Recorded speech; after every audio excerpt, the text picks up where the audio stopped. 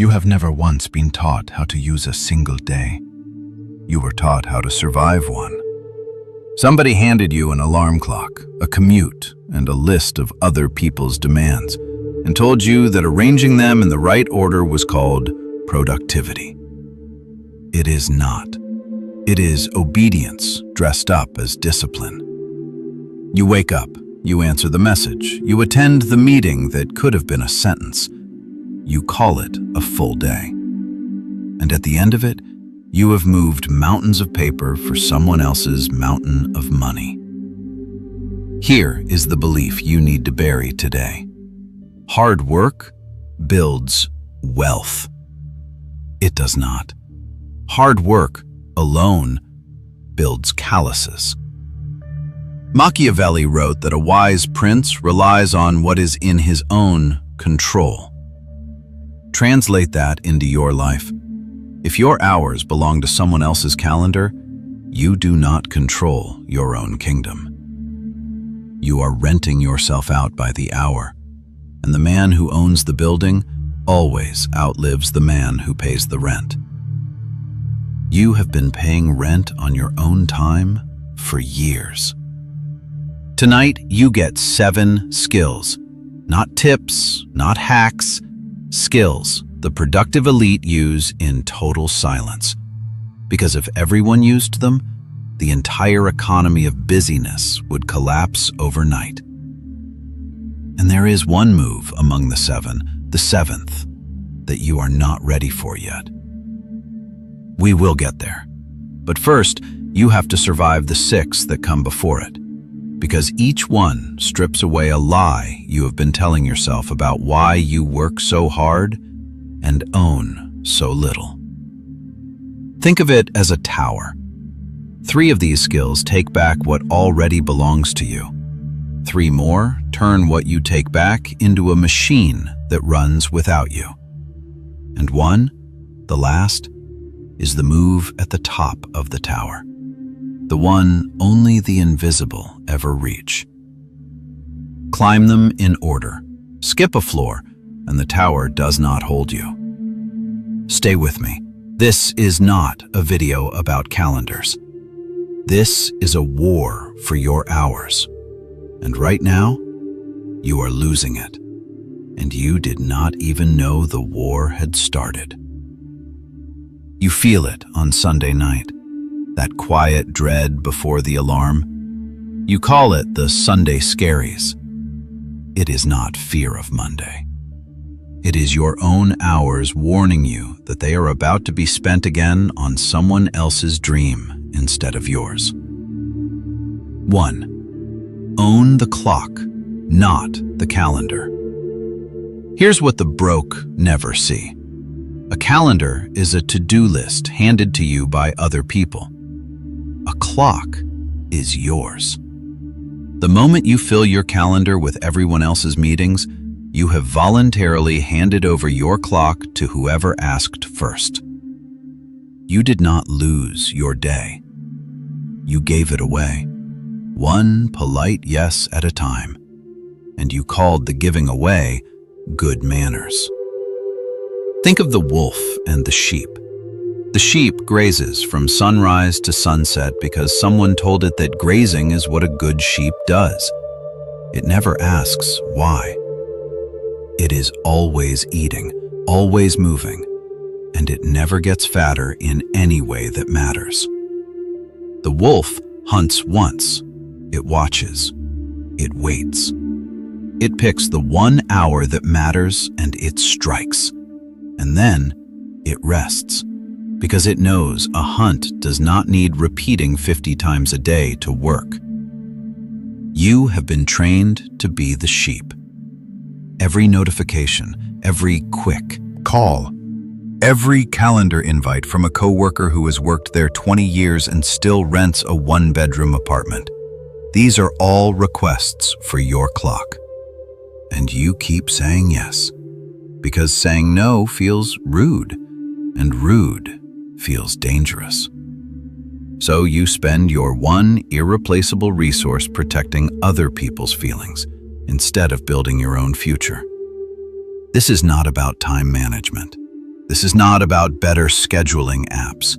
This is not about waking up at 5 in the morning. This is about who owns the clock. You or everyone who has ever asked something of you. 2. The ruthless no. But it gets worse. Every time you say yes to something small, you are saying no to something large without even noticing the trade. You said yes to the meeting, so you said no to the 1 hour of deep work that would have shipped the project that would have gotten you the promotion. Nobody told you that. Nobody ever will. They will just watch you stay exactly where you are for another year, wondering why nothing changes while you work just as hard as everyone who is moving past you. Picture the intern who says yes to everything. Coffee runs, extra shifts, weekend favors. 5 years later, they are still saying yes, still being everyone's assistant, and never once becoming anyone's asset. Compare that to the person 2 desks over who says no to almost everything, and yes to one project a quarter, the one that matters. Guess which one gets the corner office? Guess which one gets let go first when the budget shrinks? You are afraid to say no because you think no makes you replaceable. The opposite is true. The person who says yes to everything has already told the market their exact price. Free, on demand, no negotiation required. The person who says no with confidence has told the market something else entirely, that their time costs more than the request is worth. Fear is not a reason to say yes. Fear is the reason most people stay poor and call it being a team player. And you have called it that for long enough. Watch the coworker who answers every Slack message in 9 seconds, always online, always responsive, so the whole department believes they are the one running it. They said yes to every ping, yes to every micro interruption, yes to being seen as busy instead of being seen as valuable. They are leasing an illusion of importance, and they are paying for it with the only hours that could have built an asset of their own. 3. Energy before time. Here's the part they never teach you. An hour is not an hour. Your first hour after waking, clear-headed and undistracted, is worth 10 of your hours after 9 at night, scrolling a screen with a brain already spent. Time management treats every hour as equal. It is a lie, schools tell you, because it is easier to grade than the truth. And you have believed it since the first bell you ever answered. The truth is this. You have maybe 2, maybe 3 hours a day where your mind is sharp enough to build something that outlasts you.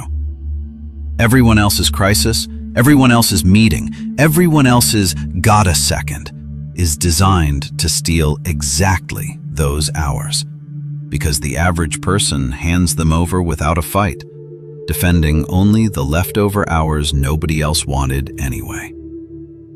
Think of the founder who disappears for 4 hours, phone left in another room, and reappears having built what took the entire office a week to produce. She did not work harder than the office. She protected the only hours where her effort was worth 10 times its normal rate. And she guarded them the way a bank guards a vault, not the way a renter guards a couch that isn't theirs. This is not about waking up earlier. This is not about grinding longer. This is about knowing which of your hours are gold and which are gravel, and refusing to spend gold on gravel-priced tasks ever again. You already know which hours are which. You have just never had the nerve to protect them. If you have made it this far without checking your phone once, comment, "I own my clock." I want to see who is actually serious about this and who is just watching. You have now taken back the first floor of the tower. Your clock, your no, your energy. That was reclaiming what was already yours. Now, you build the machine that turns what you reclaimed into leverage. 4.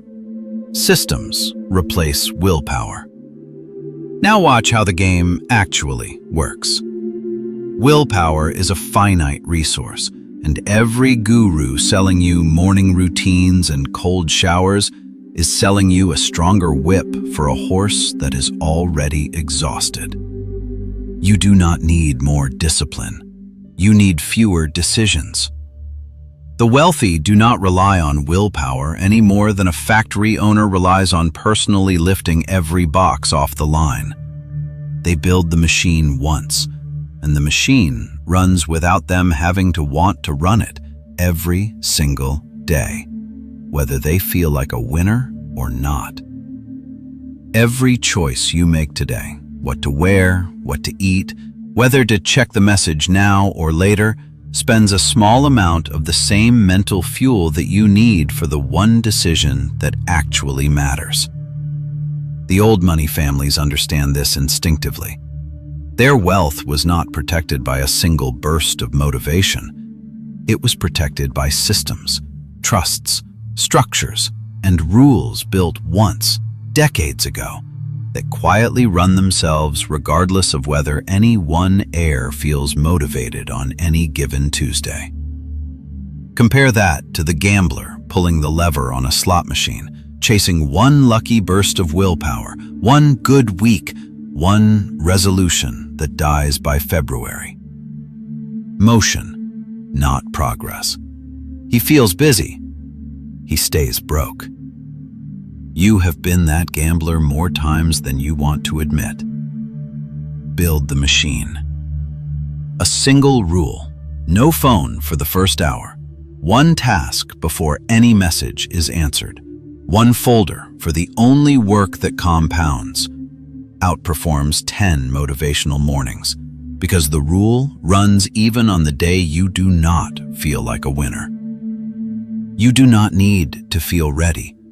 You just need the rule to already exist before you wake up.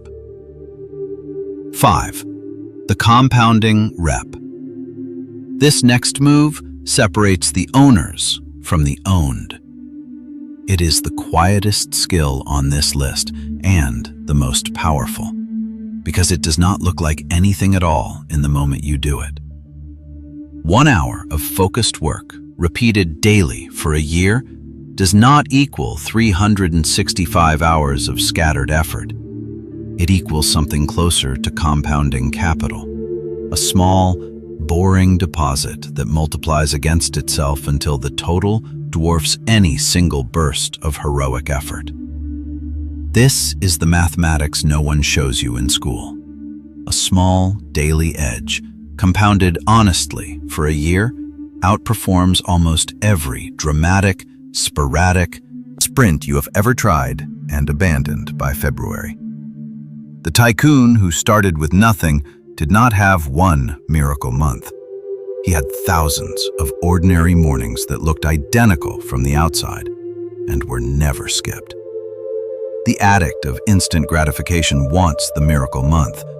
The owner wants the ordinary mornings, because the owner understands that consistency, invisible to everyone else, is the only kind of magic that is real. You want the shortcut. There is no shortcut. There is only the rep, repeated past the point where it stops feeling special, until one day, the gap between you and everyone who quit is too wide to ever close again. You are either building that gap right now, or you are the one it is being built against. 6. Asymmetric bets.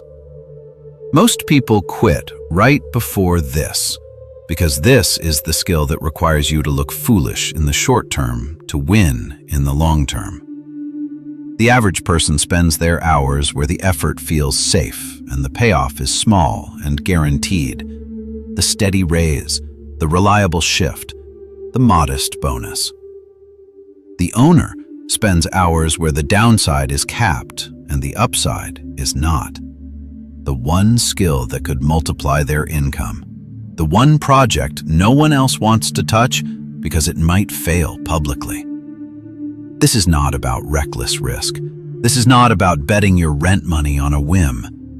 This is about understanding that a bet where you can only lose a little time but could gain years of freedom is not a gamble at all.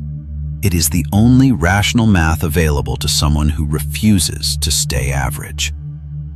The landlord who now cashes your rent every month once made an asymmetric bet on a building nobody else wanted, on a street nobody else believed in. He did not know it would work. He knew that if it failed, he lost a little. If it worked, he would never clock in again. You are still paying him because you have never once made that same trade with your own hours. This skill is generational. The family that teaches its children to hunt asymmetric bets instead of safe salaries builds a name that outlives every member of it. The family that teaches only safety builds nothing that survives past the funeral. And you get to decide today which family you are building. Comment, I build assets, not excuses, if you are done being owned by other people's clocks. I want to see who is actually done talking about it. 6 skills down. You have reclaimed your resources, and you have built the machine that runs them without you. 1 floor remains, the one at the very top of the tower, the one most people never even learn exists. 7. Strategic invisibility. This is the move promised at the start, the one you were not ready for yet. You are ready now. The wealthiest people you will never read about in a headline are not hiding because they are ashamed. They are hiding because visibility is a tax, and every dollar of attention you broadcast is a dollar someone else can tax, borrow against, or come collecting on. The moment the world sees your number, the world prices you. Every favor gets more expensive.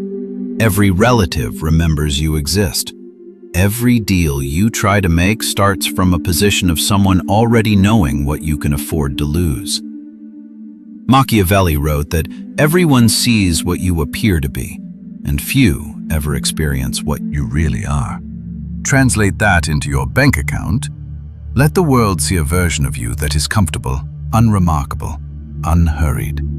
Let your actual hours, your actual systems, your actual compounding advantage run in total silence, invisible to the people who would slow it down if they knew it existed. Here is the mathematics that makes this skill the most important one on this list. A single hour protected daily, invisible to every person who would otherwise have claimed it, compounds the same way capital compounds, quietly, invisibly, for years, until one day, the gap between you and the people who spent their hours in public view is no longer a gap. It is a different category entirely. The person who spent a decade being available to everyone ends that decade with nothing to show for it but a reputation for being reachable. The person who spent that same decade invisible, protecting 1 hour a day for the compounding work only they could see, ends it owning something the reachable person will spend the rest of their life renting. This is the skill they never announce, because the moment it is announced, it stops working. The wolf that hunts in silence eats.